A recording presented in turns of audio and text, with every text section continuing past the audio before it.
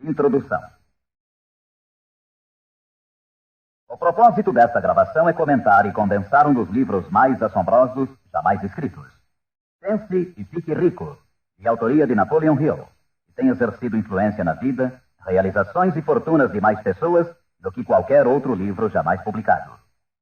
Em todo o mundo livre existem atualmente milhares de pessoas que têm triunfado em todas as linhas de trabalho e que hoje ocupam suas boas posições porque um dia encontraram e compraram um exemplar de Pense e Fique Rico. Qualquer uma delas estará disposta a confirmar isso, e com toda satisfação. Uma descoberta valiosa. Descobri pela primeira vez esse notável livro no outono de 1949. Ajudou-me a decidir de uma vez por todas como alcançaria a meta a que me tinha proposto. Unificou meu pensamento e abriu-me um caminho reto e claro até o ponto a que eu havia decidido chegar.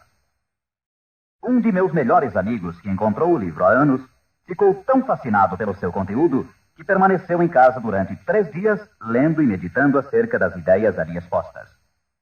Depois, aplicou seus princípios e agora ocupa a posição mais alta dentro da indústria em que trabalha. Por outro lado, tenho estado nos escritórios de altos executivos e tenho escutado dirigentes de empresas famosos mundialmente, alguns com idade suficiente para serem meus pais. Todos eram unânimes em afirmar que, após terem lido Pense e Fique Rico, seus negócios passaram a caminhar muito melhor. Qual é o segredo desse livro tão assombroso? Por que, entre milhares de livros sobre autoajuda, ele tem se mantido como a obra-prima mais destacada? Creio que, para compreender o porquê, vocês teriam que conhecer Napoleon Hill, tanto quanto eu. Com certeza, não foi ele o primeiro homem que se rebelou contra a pobreza e contra a interminável luta ante a falta de orientação que via em seu redor quando ainda era um rapaz. Nem tampouco foi o primeiro a escrever sobre a matéria, mas possuía 2 habilidades únicas, altamente desenvolvidas, que raramente são encontradas num homem. A primeira era a maneira como focalizava seu tema. Hill procurava soluções para o êxito da mesma forma como um cientista busca trazer à luz da razão um segredo da natureza. Tratava de descobrir as formas do sucesso de igual maneira como Thomas Edison investigava os processos para chegar à luz elétrica, sem descanso, implacavelmente, até que a verdade, que sempre esteve ali, lhe foi revelada. Sua segunda virtude importante era a habilidade ou destreza para escrever sobre suas deduções, de tal forma que eram compreendidas intelectualmente num instante. Mas talvez o mais importante para este assunto em especial é que eram compreendidas também emocionalmente. O poder de modificar vidas. Quando alguém lê a última página de Pense e Fique Rico, já é um homem diferente. Um homem que se coloca de pé ao terminar a leitura e já começa a demonstrar as modificações que sofreu. Para ele, desapareceram as situações angustiosas, cheias de frustração e autoimpostas. Para ele, o caminho está livre. É um homem agora possuidor de uma singular capacidade de converter os sonhos em realidade, as ideias em fatos. O destino, a fatalidade, os maus efeitos das circunstâncias exteriores não mais o afetam. De passageiro do barco da vida, passou a capitão, traçando rumos e decidindo vidas. Para entender esse livro, temos inicialmente de compreender a realidade, o princípio ou filosofia que se estende como estrutura básica da obra. A menos que, seja o que for que você construa, esteja baseado na verdade, acabará com a estrutura caída e espalhada ao seu redor, como a armadura dos antigos guerreiros de Homero. O que não é baseado na verdade não pode sustentar-se. Não pode suportar a prova do tempo. A razão pela qual Pense e Fique Rico tem resistido à prova do tempo é porque repousa sobre uma base ampla e sólida, da qual se origina todo o sucesso do homem. O fato puro e imutável de que tudo começa com uma ideia. Um estado da mente. É uma filosofia baseada no fato de que a riqueza de qualquer classe começa com o que o autor chama de estado da mente. Pode-se começar sem nada mais que pensamentos, ideias, planos organizados ou algo semelhante. Os pensamentos são fatos.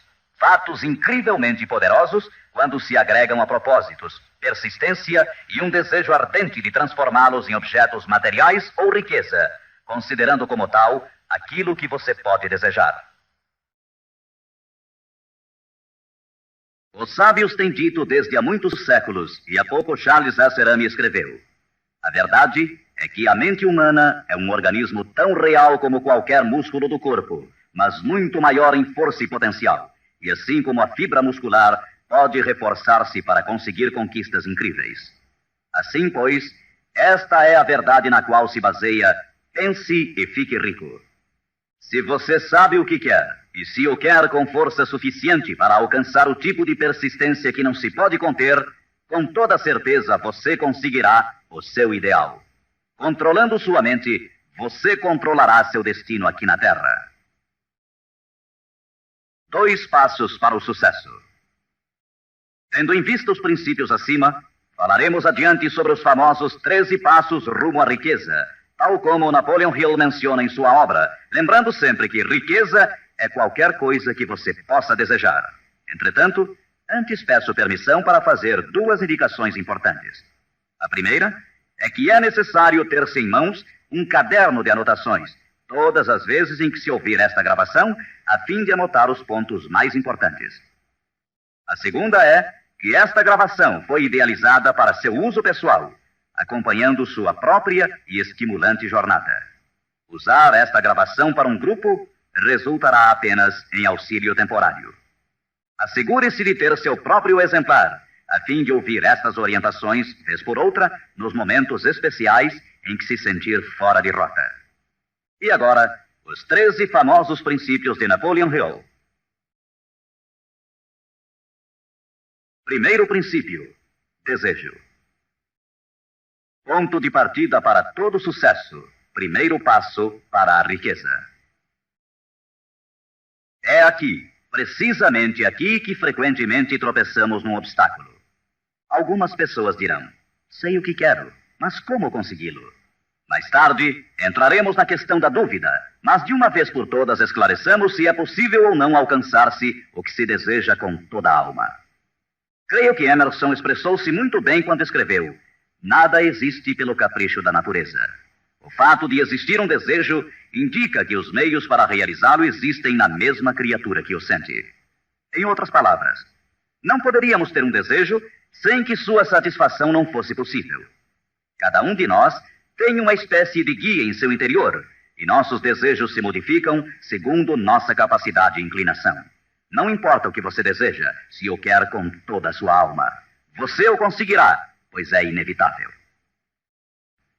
O desejo é uma obrigação. Em Pense e Fique Rico, Hill cita um exemplo após outro de que seu desejo ardente nada mais é do que uma espécie de retrato fiel do que você chegará a ser um dia. Portanto, determine agora mesmo e com firmeza o que você mais deseja, porque senão, como disse Helvécio, destruindo o desejo, destrói-se a mente. Todo homem sem paixões não tem em seu interior nem princípio de ação, nem motivo para agir. Uma boa forma de saber se em realidade você tem ou não um desejo ardente é examinar a maneira como procura alcançá-lo.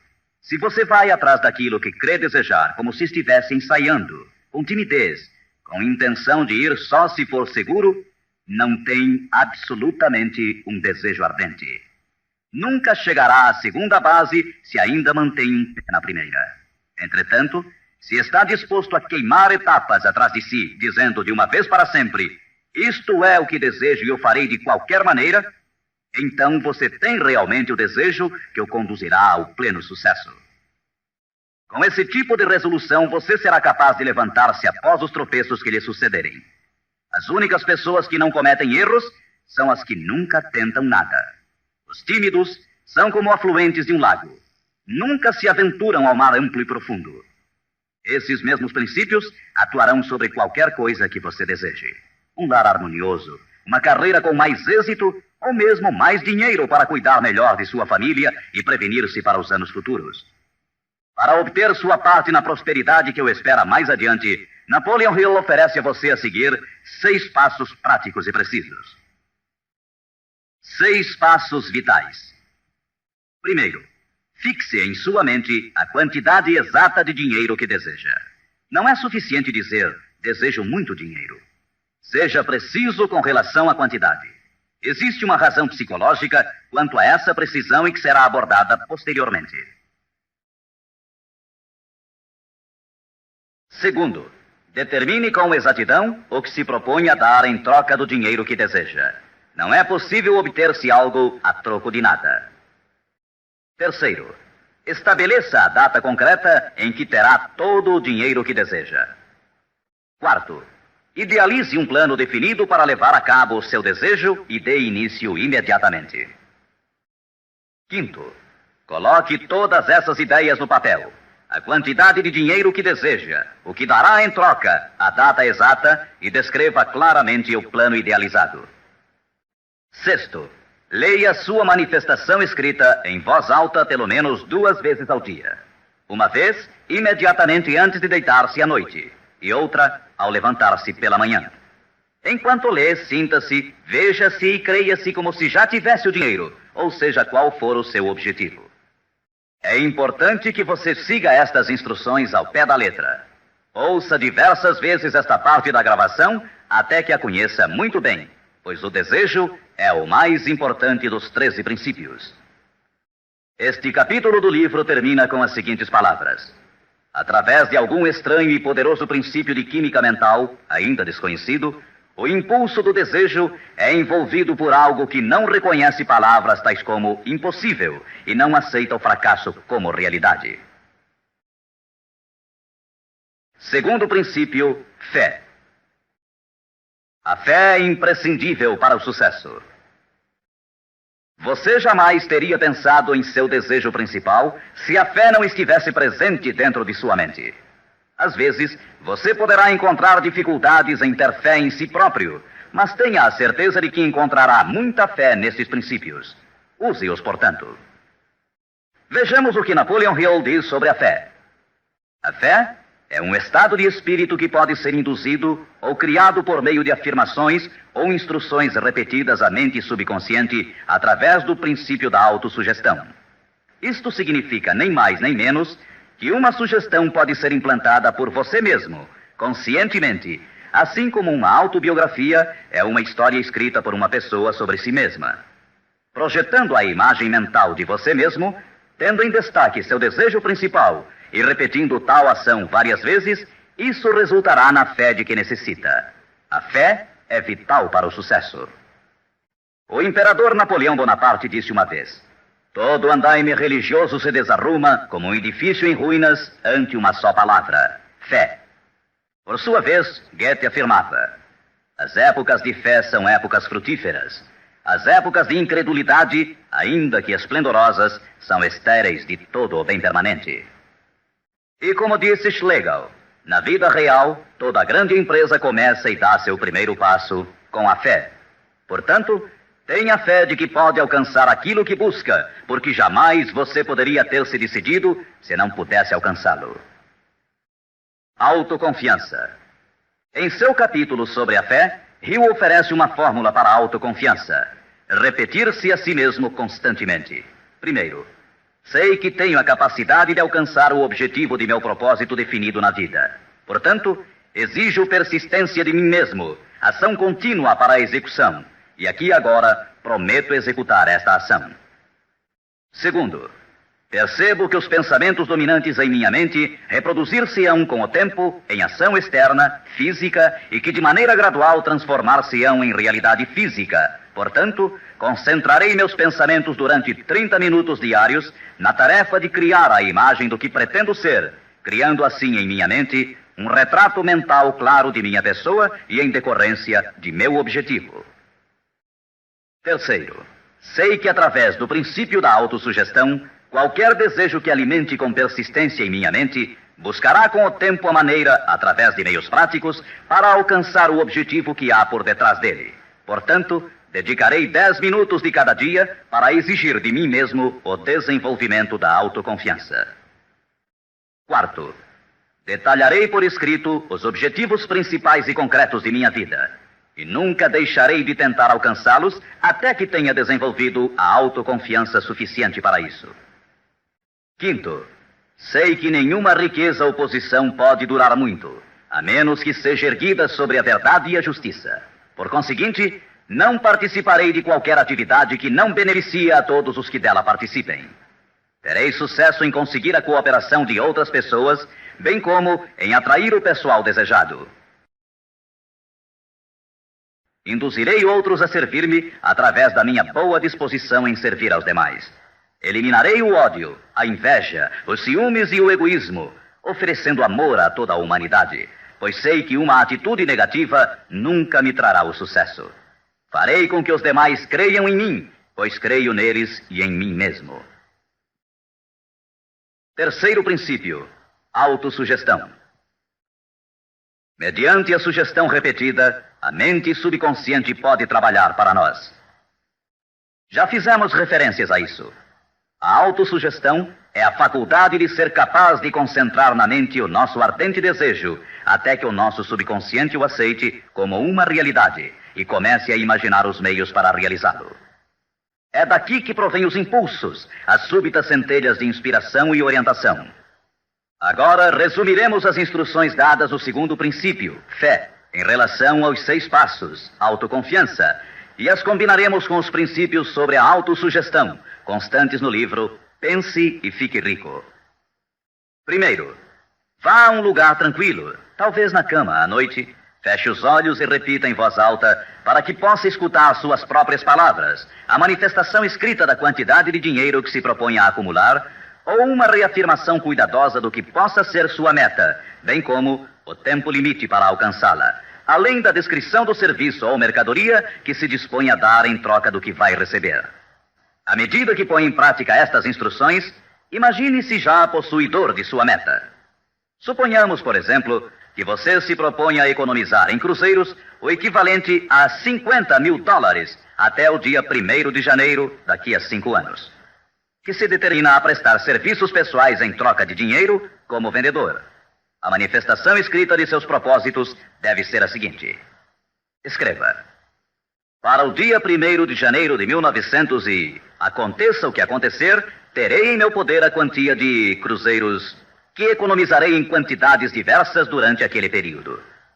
Em troca desse dinheiro, prestarei o melhor serviço possível, rendendo o máximo como vendedor de...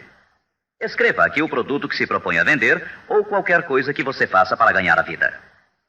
Tenho certeza de que, à época aprazada, terei esse dinheiro em meu poder.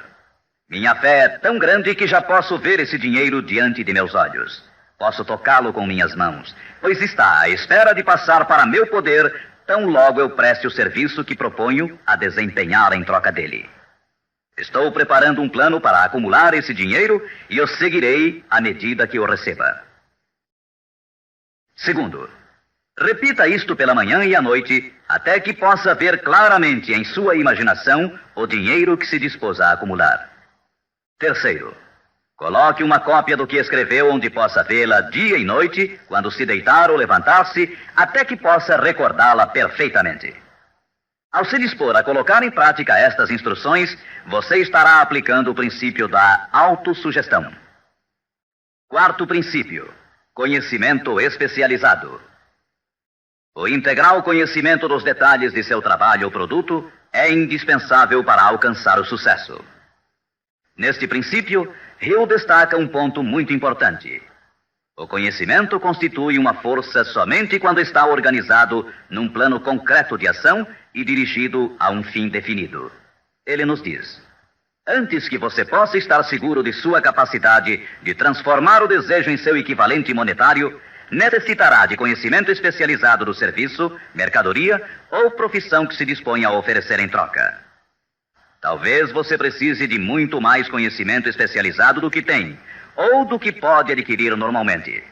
Se for essa a situação, poderá resolver o problema mediante a utilização de um sistema que chamaremos de grupo mental. Mais tarde explicaremos do que se trata, mas por enquanto, reconheça que tem de aprender tudo o que possa sobre sua especialidade. Assim, dedique parte do tempo a cada dia para assimilar mais e mais sobre o que você faz para seu sustento. Frequente cursos que existam sobre a matéria, bem como associe-se a homens que conheçam bem sua profissão.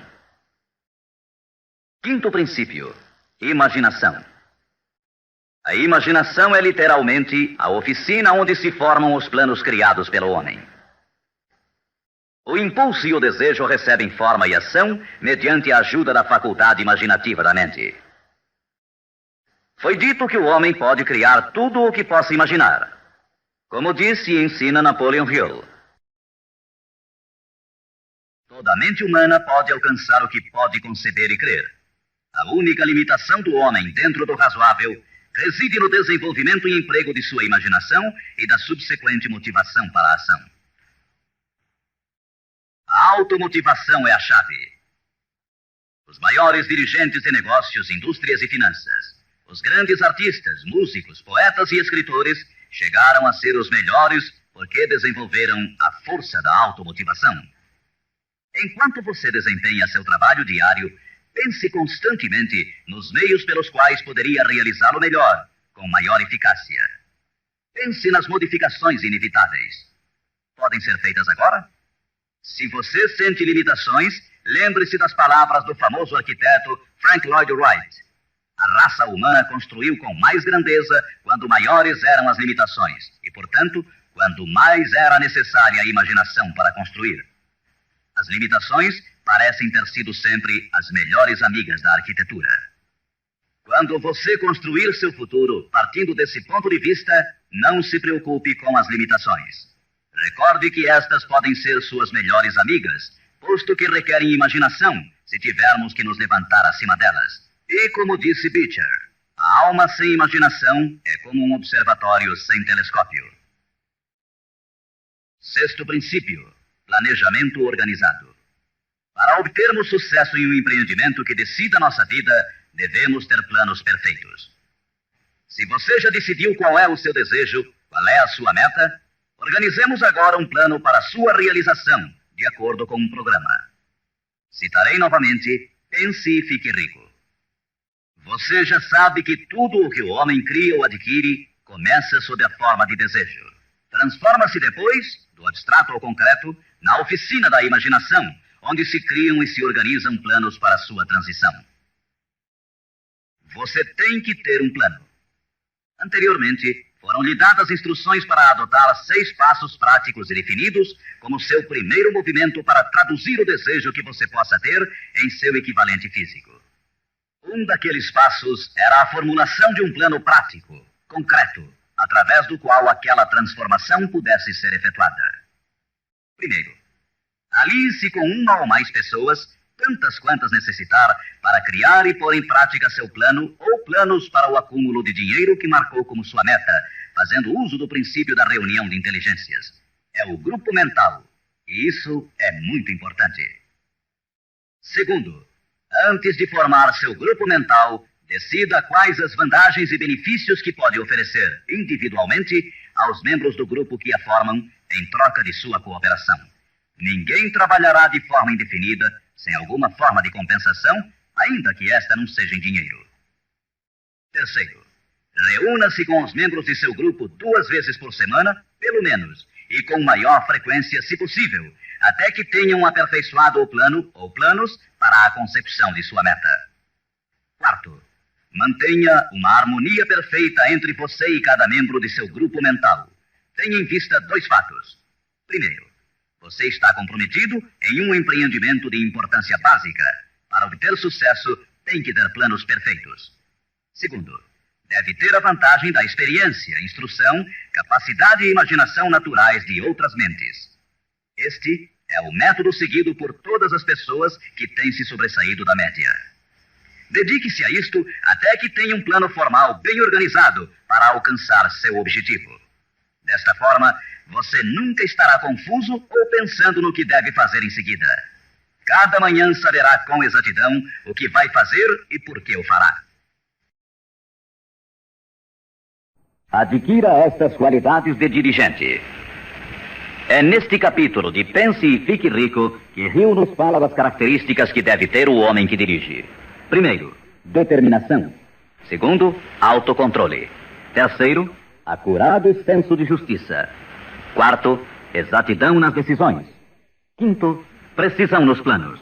Sexto, hábito de fazer mais do que recebe como pagamento. Sétimo, personalidade agradável. Oitavo, simpatia e compreensão.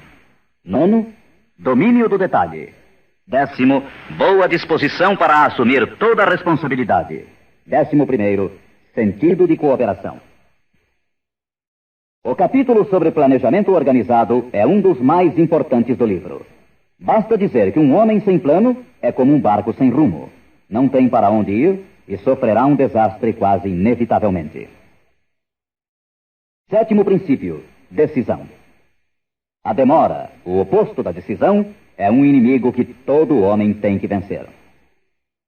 A análise minuciosa de mais de 25 mil homens e mulheres que experimentaram fracassos revelou que a falta de decisão estava na cabeça da lista das 30 causas principais do fracasso. A análise de várias centenas de pessoas que haviam acumulado fortunas superiores a $1 milhão demonstrou o fato de que cada um deles tinha o hábito de tomar decisões com rapidez e lentamente modificá-las à medida que houvesse necessidade de uma alteração. As pessoas que fracassaram em acumular dinheiro, sem exceção, quase sempre tinham o hábito de tomar decisões com lentidão e depois modificavam-nas com rapidez e frequência. Ter um objetivo concreto torna mais fácil a tarefa de tomar decisões rápidas. Entre os inúmeros exemplos citados por Hill, um dos mais conhecidos é o caso de Henry Ford. Uma das qualidades mais destacadas daquele industrial era seu hábito de tomar decisões concretas com rapidez e depois modificá-las com calma. Esse modo de ser era tão pronunciado em Ford que lhe deu reputação de obstinado. Foi essa aptidão que o impulsionou a continuar fabricando seu famoso modelo T, o automóvel mais feio do mundo, mas naquele tempo o mais prático, apesar de todos os seus assessores e alguns dos compradores insistirem para que ele o modificasse. Talvez Ford tenha demorado muito em fazer as alterações, mas o resto da história é que sua firmeza de decisão produziu-lhe uma enorme fortuna, sem que fosse necessário modificar o modelo, e seguramente a companhia hoje não está pior por isso. Quando você tiver uma ideia, apegue-se a ela. As pessoas que fracassam, em sua maioria, geralmente se influenciam com facilidade pela opinião dos demais, deixando-se inclinar sem dificuldades. Permitem que os jornais e falatórios dos vizinhos pensem por elas, mesmo sabendo que as opiniões são as mercadorias mais baratas da terra. Siga seu próprio conselho ao colocar em prática os princípios aqui descritos, tomando suas próprias decisões e seguindo-as.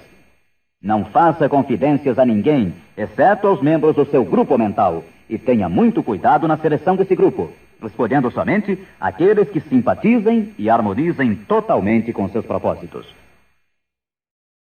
Os amigos íntimos e familiares, ainda que isto não signifique que o façam constantemente, atrapalham com suas opiniões e, às vezes, por causa do ridículo. Milhares de homens e mulheres arrastam consigo complexos de inferioridade durante toda a vida, porque alguma pessoa bem intencionada, mas ignorante, destruiu toda a sua confiança através de opiniões ou expondo-as ao ridículo. Se uma decisão merece algo, você deve agarrar-se a ela até que a tenha desenvolvido completamente. Oitavo princípio: persistência. A força de vontade e o desejo, adequadamente combinados, constituem uma dupla irresistível. Segundo Hill, persistência é como a força de vontade e combina-se com o homem como o carvão ao aço. Em inumeráveis casos, a persistência tem sido a única diferença entre o sucesso e o fracasso. É a falta dessa qualidade, mais do que qualquer outra, que impede a grande maioria de triunfar. Tentam algo, mas tão logo o caminho se torna áspero, desistem. A experiência com milhares de pessoas tem demonstrado que a falta de persistência é uma fraqueza comum à maioria das pessoas. É um defeito que pode ser vencido pelo esforço. Se você quer realizar um determinado desejo, tem que formar o hábito da persistência. As coisas parecerão difíceis. Será como se já não houvesse razão para continuar. Tudo em você dirá que deve renunciar, que deixe de tentar. É precisamente então quando os homens se distinguem dos meninos. É aqui, exatamente quando se percorre essa distância extra e se continua adiante, que os horizontes se aclaram e os primeiros sinais da abundância que há de ser sua pela persistência começam a ser vistos. Com a persistência virá o sucesso. A persistência pode ser cultivada. A persistência é um estado mental, portanto, pode ser cultivada. Como todos os estados da mente, a persistência se baseia em causas definidas, e entre elas encontramos as seguintes. Primeira, unidade de propósito, saber o que se quer. Segunda, desejo. Terceira, confiança em si mesmo. Quarta, unidade de planos. Quinta, conhecimento preciso. Saber que seu plano é firme. Sexta, cooperação. A simpatia, a compreensão e a cooperação harmoniosa dos demais tende a desenvolver a persistência. Sétima, força de vontade. Oitava, hábito. A persistência é resultado direto do hábito. Nono princípio, usar a força de seu grupo mental. Duas mentes que se unem nunca deixam de criar uma terceira força, invisível, intangível, que pode ser comparada a uma terceira mente. É neste capítulo que Hill descreve a importância de formar-se um grupo de pessoas que simpatizem com o seu desejo. Esse grupo mental pode ser integrado de 2 ou mais indivíduos que, eventualmente, possam ter planos semelhantes. Com a decorrência das reuniões, você perceberá muitas vezes, ao estar discutindo algo com outra pessoa, que de repente surgem-lhe boas ideias, que são resultado dessa associação. Ideias que nunca apareceriam sem ela. O mesmo sucede com a outra pessoa. Estimule seu pensamento. Grande quantidade de boas ideias tem brotado de mentes individuais como resultado de participação em grupo.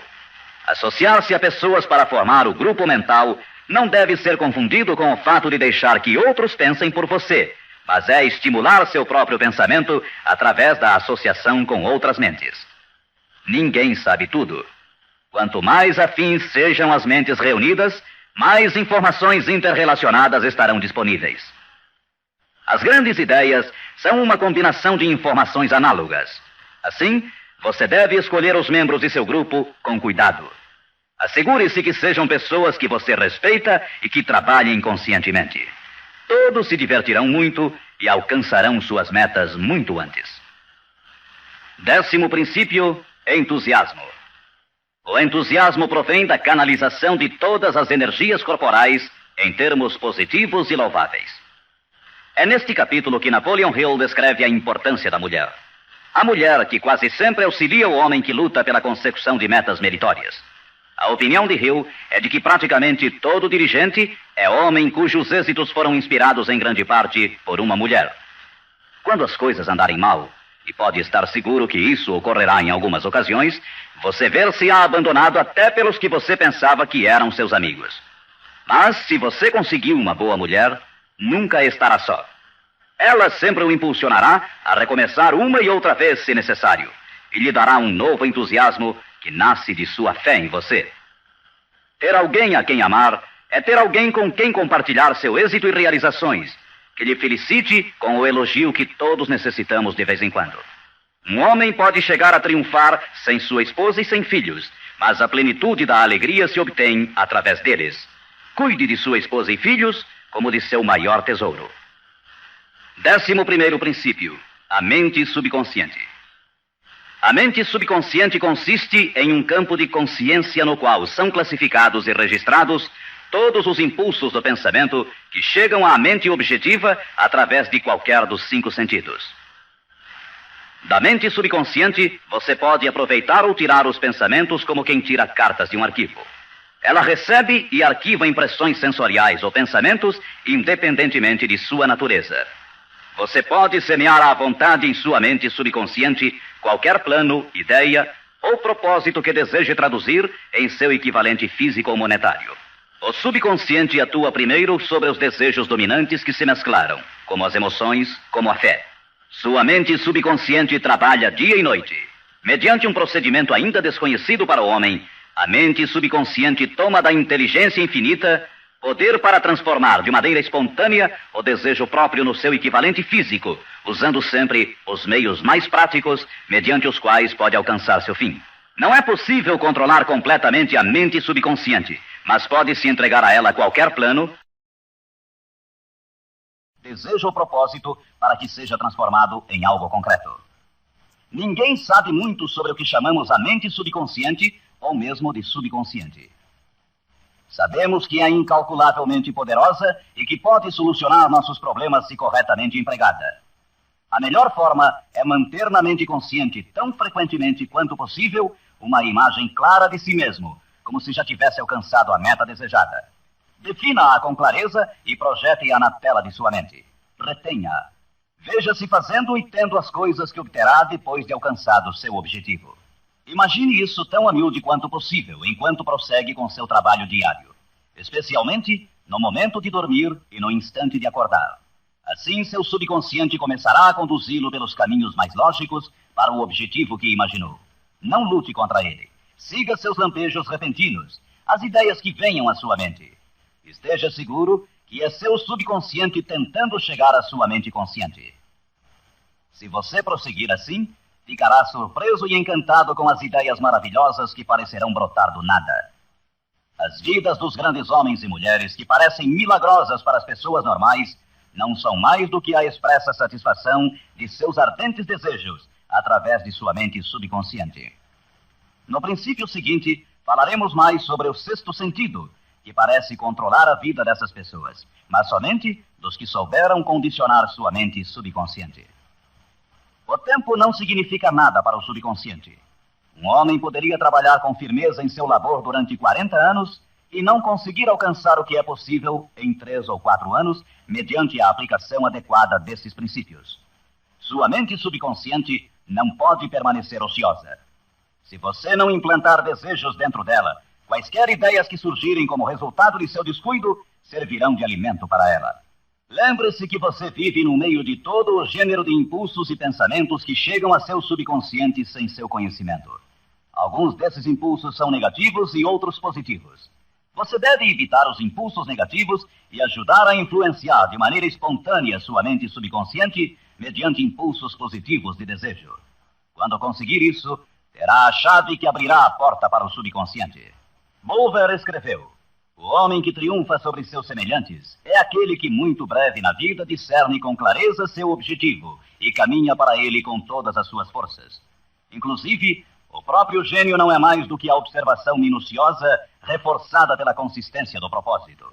Todo homem que observa atentamente e atua com firmeza converte-se inconscientemente em gênio. Há que se notar que foi dito inconscientemente. Saiba o que quer. Decida de uma vez por todas o que haverá de ser seu. Mantenha-se firme em seu rumo, impulsionado pela fé, e seu subconsciente fará o resto. 12º princípio: o cérebro. O cérebro possui a força mais maravilhosa, milagrosa, de maior potência que o mundo já conheceu. Se você tivesse acesso a toda a riqueza do mundo e pegasse apenas uma moeda, estaria fazendo mais ou menos o que muito provavelmente tem feito ao usar seu cérebro. Nada é mais lastimável no mundo do que a incompreensão da maioria das pessoas com relação ao potencial de seu cérebro e das mentes consciente e inconsciente, às quais está acoplado. Sua própria central elétrica. O número de linhas que ligam entre si as células cerebrais é igual ao algarismo 1, seguido por 15 milhões de zeros. Calcula-se que existem de 10 a 14 bilhões de células no córtex cerebral humano normal. É inconcebível, pois, que esta intrincada maquinaria deva existir com o único propósito de manter as funções físicas inerentes ao desenvolvimento e manutenção do corpo físico. O cérebro é o mecanismo que nos deu o avião supersônico, os satélites artificiais, os foguetes que adentram no espaço exterior, as artes, as ciências, etc. Tudo o que hoje sabemos, usamos e usaremos no futuro, tem saído desta pequena massa cinzenta que todos nós temos. Pode você duvidar, ainda que por um momento, de que pode trazer a você e aos seus o que quer que deseje aqui na Terra? É evidente que não conseguirá se admitir que sua força é como a de uma pessoa que deixa de agir, como aqueles que nem sequer pensaram nisso alguma vez. Deixe para o cérebro o trabalho que você decidiu realizar e veja como ele o executa. 13º princípio: o sexto sentido. O sexto sentido é o equipamento receptor através do qual chegam à mente ideias, planos e pensamentos que às vezes recebem o nome de lampejos repentinos ou inspirações. O sexto sentido pode ser descrito como sendo o sentido através do qual a inteligência infinita pode e efetivamente se comunica com o indivíduo de maneira espontânea e sem esforço algum por parte deste. Eis aqui a base desta filosofia. Só pode ser assimilada, compreendida e aplicada depois de dominados os primeiros 12 princípios. O sexto sentido é aquela parte da mente subconsciente que nos referimos como imaginação criadora e desafia qualquer descrição. Por outro lado, torna-se difícil explicar o que seja para qualquer pessoa que não tenha dominado os demais princípios desta filosofia, o que esses princípios representam, porque falta a essa pessoa o conhecimento e a experiência com os quais possa comparar o sexto sentido. Este sentido pode ser adquirido. O sexto sentido não é algo que possa ser ligado e desligado à vontade. A capacidade de empregar essa enorme força chega pouco a pouco, através da aplicação dos outros princípios que esboçamos. Muitos indivíduos adquirem um conhecimento prático do sexto sentido antes dos 40 anos de idade. Entretanto, com maior frequência é adquirido depois de bem passados os 50, porque as forças espirituais com as quais está intimamente ligado o sexto sentido geralmente não amadurecem e chegam a ser utilizadas, senão através de vários anos de meditação, de autoanálise e de pensamentos corretos. Todavia, nada nos impede que comecemos a desenvolvê-lo desde agora, aplicando com entusiasmo os princípios que foram expostos até aqui. Lembre-se disto. O homem nada pode criar que não tenha gerado antes sob a forma de um impulso de pensamento, que vai se traduzindo em equivalente físico, ainda que seja pensamento espontâneo ou involuntário. Finalmente, recorde-se sempre deste conselho. Afaste o temor de sua mente, concentrando-se na imagem mental de sua meta, seu maior desejo, e pensa. O que vários homens famosos acharam desta mensagem.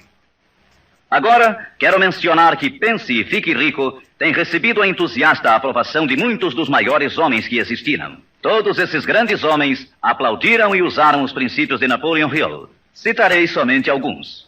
Os presidentes dos Estados Unidos, William Howard Taft e Woodrow Wilson. F.W. Woolworth mencionou que havia aumentado muito sua cadeia de armazéns, aplicando muitos destes princípios. Robert Dollar, que construiu uma grande companhia de navegação, escreveu: se há 50 anos tivesse usado esta filosofia, imagino que poderia ter feito tudo o que fiz na metade do tempo. Tenho esperança que o mundo a descubra e o recompense. Samuel Gompers disse: o domínio destes princípios é uma apólice de seguro contra o fracasso. John Wanamaker, o príncipe dos comerciantes, escreveu: sei que seus fundamentos são reais, porque os tenho aplicado em meu negócio há 30 anos. Também o aplicaram George Eastman, o maior fabricante de câmaras fotográficas do mundo, Thomas Edison, Luther Burbank, Theodore Roosevelt, E.M. Statler, John Rockefeller e muitos mais. Como é óbvio imaginar-se, as opiniões destes homens não poderiam ser compradas com todo o dinheiro do mundo. O que temos mencionado aqui pode mudar sua vida, pode trazer-lhe todas as coisas proveitosas que deseje na vida para você e sua família. Afaste-se da média, do medíocre e enderece seu rumo de acordo com os sonhos de seu coração. Estes 13 princípios não o decepcionarão nunca enquanto você os empregar. Sua grande oportunidade pode estar precisamente onde você se encontra agora. Siga estas instruções fielmente e o resultado aparecerá diante de você. A última recomendação de Napoleon Hill: não procure a oportunidade longe, mas sim a reconheça e aproveite-a onde você se encontra.